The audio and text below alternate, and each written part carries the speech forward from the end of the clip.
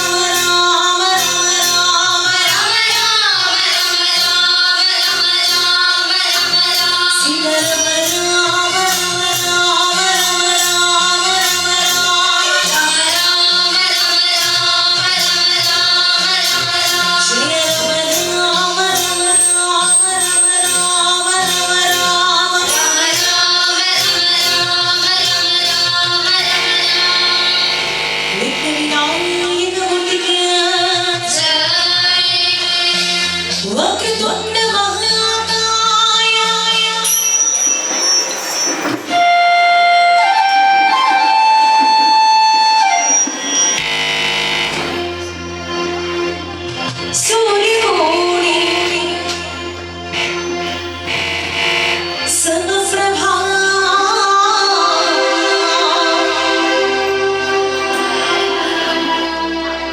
നിർവിഘ്നം കുർവേ ദേവ സർവകാര്യേഷു സർവദാ.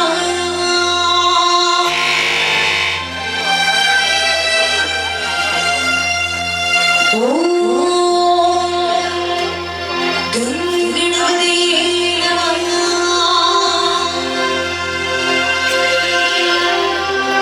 ഓം ഗണപതയേ നമഃ. ഓം ഗണപതയേ